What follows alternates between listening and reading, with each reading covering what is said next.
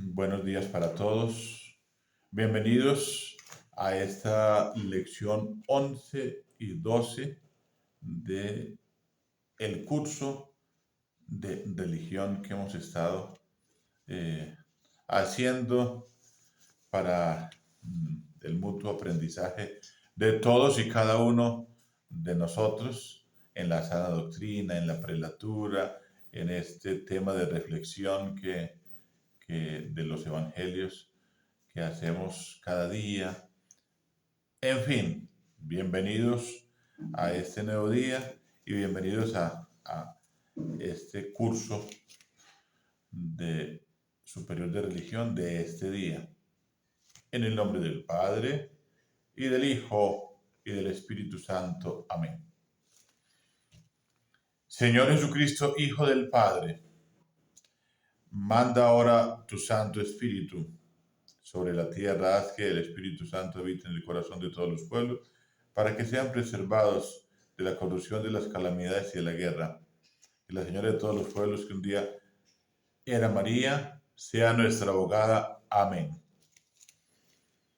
Entonces estamos viendo, en la clase anterior estábamos viendo el Antiguo Testamento y ahora estamos viendo el Nuevo Testamento. El Nuevo Testamento consta de 27 libros, 5 históricos, a saber, los 4 evangelios y los hechos de los apóstoles, 21 doctrinales, que son las epístolas, y uno profético, que es el Apocalipsis. En un cuadro signótico que tenemos frente a nosotros está los libros históricos, que son los 4 evangelios y hechos de los apóstoles. Los doctrinales, que son las 14 epístolas de San Pablo, que son la primera de Santiago, 2 de San Pedro, 3 de San Juan, 1 de San Judas, y los proféticos, el Apocalipsis. Los evangelios. Los 4 evangelios de San Mateo, San Marcos, San Lucas y San Juan nos refieren la vida y enseñanza de nuestro Señor Jesucristo. Ellos deben ser para el católico el libro de mayor estimación y estudio, porque contienen los ejemplos del divino modelo y las enseñanzas del divino maestro. Tanto enseña Cristo por sus palabras como por sus obras, dice San Agustín. Por eso todo el Evangelio merece ser atentamente meditado. Avergüenza que tantos que se llaman discípulos de Cristo tengan tiempo y dinero para toda suerte de bagatelas y no lo tengan para procurarse el Evangelio o la Biblia y aprovechar sus enseñanzas. Digamos una palabra sobre los símbolos que se representan en los evangelios o a los evangelistas. Estas son tomadas de los hechos narrados en el primer capítulo de cada evangelio. San Mateo empieza su evangelio por el origen de Cristo en cuanto hombre. Por eso se le dio por símbolo un rostro humano, un rostro humano. San Marcos empieza por la predicación de San Juan Bautista en el desierto. Su símbolo es un león, animal del desierto. San Lucas empieza por el sacrificio de Zacarías, padre del Bautista. Su símbolo es un ternero, animal por excelencia de los sacrificios. San Juan empieza con una página sublime sobre la generación eterna del Verbo. Su símbolo es un águila, animal que se cierne en las alturas. Lo referente a los 4 evangelios podemos estudiarlo en el siguiente esquema. Entonces vamos a ver características de las personas, características de sus evangelios, el fin especial y fecha e idioma. San Mateo, característica de las personas, era cobrador de impuestos, uno de los 12 apóstoles. Características de sus evangelios. Cita 43 veces el Antiguo Testamento, haciendo ver que en Cristo se cumplieron las profecías. Relata el sermón de la montaña. Fin especial, convertir a los judíos haciéndoles ver que Cristo era el Mesías prometido. Fecha e idioma, hacia el año 50 en arameo, fue escrito en arameo. San Marcos, característica de las personas, era de Jerusalén, fue secretario y compañero de viaje de San Pedro, no fue de los 12.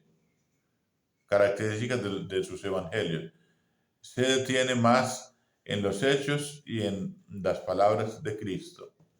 No aparece fin especial.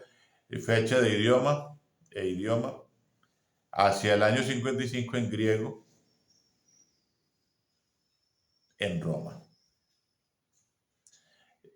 San Lucas, característica de las personas, médico de Antioquía, fue secretario y compañero de viaje de San Pablo, no fue de los 12, característica de sus evangelios. Gran narrador, es el que tiene mejores prendas literarias, es el único que relata la infancia de Cristo. Fin especial, convertir a los paganos como compañero que era de San Pablo, él mismo era pagano convertido. Fecha e idioma, hacia el año 60 en griego, parece que en Roma. San Juan, pescador de Galilea, uno de los 12, fue el discípulo amado de Cristo. Característica de sus evangelios, da preferencia a la vida divina de Cristo, es quien mejor descubre los tesoros de su corazón, narra los discursos de la promesa, de la Eucaristía y el sermón de la cena. Fin especial, probar la divinidad de Cristo, que empezaba a ser negado por los primeros herejes, completar los otros evangelios. Fecha e idioma, hacia el año 100 en griego, en Éfeso. Los hechos, epístolas y apocalipsis. Los hechos de los apóstoles escritos por San Lucas narran la ascensión del Señor y los primeros años de la iglesia, especialmente los trabajos y actividades de San Pedro, el príncipe de los apóstoles, y de San Pablo, el apóstol de las gentes. Las epístolas son cartas pastorales escritas por los apóstoles que encierran importantísimas enseñanzas sobre dogma, moral, perfección cristiana y disciplina eclesiástica. Se entiende por disciplina eclesiástica las reglamentaciones referentes al régimen y gobierno de la Iglesia. De las epístolas, 14 son de San Pablo, 3 de San Juan, 2 de San Pedro, una de Santiago y una de San Judas Tadeo. Las epístolas de San Pablo se distinguen por la excelencia y solidez de la doctrina. Algunas llegan a ser verdaderos tratados dogmáticos, por el entrañable amor a Cristo que respiran y comunican, por el lenguaje ora enérgico, ora tierno, siempre hondo y entusiasta del gran apóstol. Son las siguientes a los Romanos 2, a los Corintios 2, a los Gálatas, a los Efesios, a los Filipenses, a los Colosenses, 2 a los Tesalonicenses, 2 a Timoteo, a Tito, a Filemón y a los Hebreos. El Apocalipsis, escrito por el apóstol San Juan es el único libro profético del Nuevo Testamento y contiene profecías relativas a la futura suerte de la iglesia y al fin de los tiempos. Continuamos con la lección 12, la iglesia depositaria de las Escrituras. 3 poderes corresponden a la iglesia respecto a la Escritura: fijar su canon, determinar su sentido y velar por su integridad.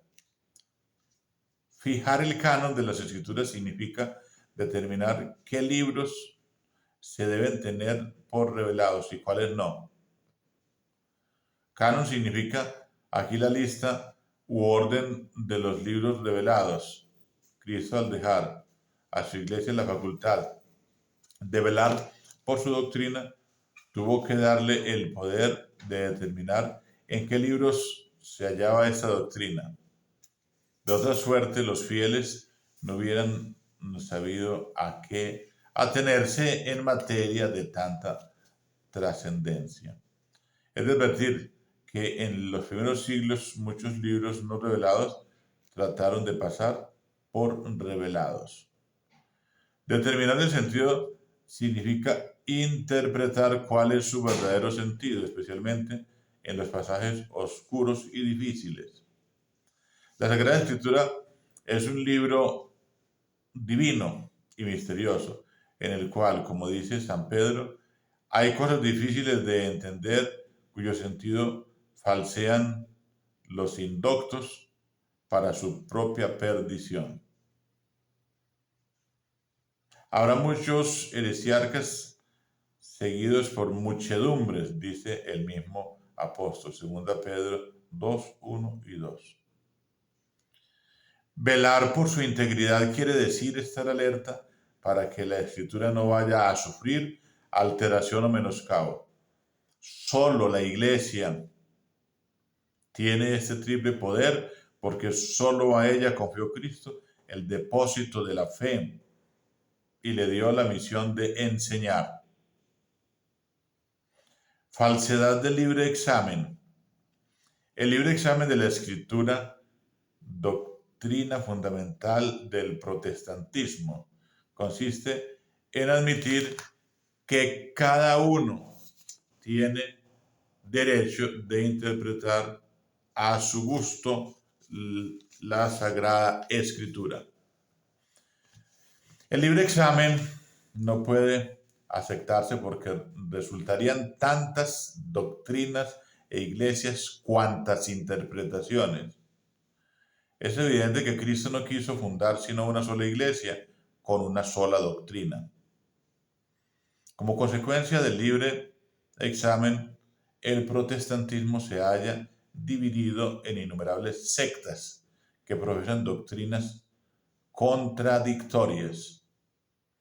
Otra prueba de que el libre examen conduce al error es que los herejes de todos los tiempos han pretendido defender sus errores con falsas interpretaciones de la Escritura. La Iglesia exige 2 condiciones en las ediciones de la Sagrada Escritura para permitir su lectura a los fieles: que lleven su aprobación, porque solo ella recibió de Cristo la misión de velar por su doctrina; que las ediciones en lengua popular lleven notas explicativas, porque son muchos los pasajes difíciles que de otra suerte pueden ser mal comprendidos. Las ediciones que carecen de estas condiciones deben destruirse porque son de origen protestante. Excelencia y utilidad y autoridad de la Sagrada Escritura. Su excelencia se desprende de que es la palabra de Dios para instruirnos. Merece que nuestra mayor sea la veneración. La palabra de Cristo, dice San Agustín, debe merecernos el mismo aprecio que el cuerpo de Cristo. Su utilidad es muy grande porque Todo en ella ha sido escrito para nuestro aprovechamiento espiritual. Toda escritura inspirada por Dios es útil para enseñar, para convencer, para corregir a los pecadores, para dirigir a los buenos en la justicia, dice San Pablo a Timoteo en el capítulo 3, versículo 16. Es de advertir, sin embargo, que aunque la lectura de la Sagrada Escritura es muy útil y recomendable, no es indispensable para la salvación, contra lo que enseñan los protestantes. La razón es que el medio esencial escogido por Dios para salvar a los hombres es la predicación y enseñanza de la Iglesia. La fe nos viene por el oído, enseña San Pablo en Romanos 16, 17. Y Dios envió a los apóstoles no a escribir libros, sino a predicar a toda criatura. Marcos 16, 15. Por otra parte, los que no saben leer y no tienen la oportunidad de hacerlo, no pueden salvarse. Hoy en día, pues, escuchamos Biblias en audios. Hoy en día, el que no sabe leer, pues debe saber quién sabe leer. Su hijo, su hermano, su hermana, su amigo, su amiga, y tiene que acercarse a la lectura de la Sagrada Escritura. Entonces, o si no, ¿cómo se va a alimentar? ¿Cómo va a llegar al conocimiento de las cosas de Dios? La autoridad de la Escritura es máxima en materia de fe y de costumbre, porque siendo Dios su autor no puede haber error en ella. Los sacerdotes la citan tantas veces en la predicación por dos motivos, porque siendo la palabra infalible de Dios, no puede haber para el cristiano argumento de mayor autoridad, porque Dios ha prometido a su palabra especial poder para mover los corazones hacia Él. La palabra de Dios es viva y eficaz y más penetrante que espada de dos filos, y llega hasta los pliegues del alma. Hebreos 4, 12. ¿No es así que mis palabras son como fuego y como martillo que desmenuza las peñas? Jeremías 23, 19. La Iglesia no prohíbe a los fieles la lectura de la Biblia, antes bien la ha recomendado siempre, especialmente la del Nuevo Testamento. Recomienda así a los jóvenes que su lectura se haga con piedad y con cierto discernimiento, pues hay algunos libros cuya lectura no es recomendable indistintamente por todos, para todos, pues por ser históricos refieren a veces cosas delicadas. San Jerónimo aconsejaba a las mujeres romanas el siguiente orden para la lectura de los libros del Antiguo Testamento: el Salterio, los Proverbios, que dan reglas de vida; el Eclesiastés, que enseña el desprecio del mundo; Job, que enseña la fortaleza y la paciencia; los profetas; el Pentateuco; los reyes; los paralipómenos o crónicas; y el Cantar de los Cantares. ¿Cómo me alegra, pues,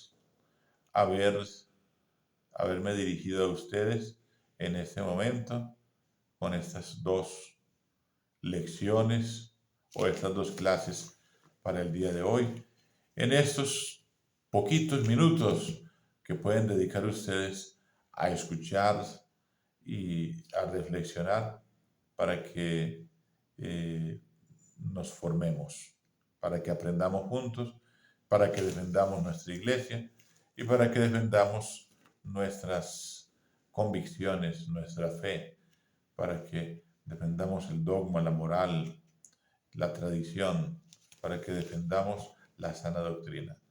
Dios los bendiga en Cristo el Señor. Dios los guarde. Les deseo un feliz día, una feliz semana. Nos vemos el próximo lunes con la ayuda de Dios. Dios los bendiga en el nombre del Padre, y del Hijo, y del Espíritu Santo. Amén.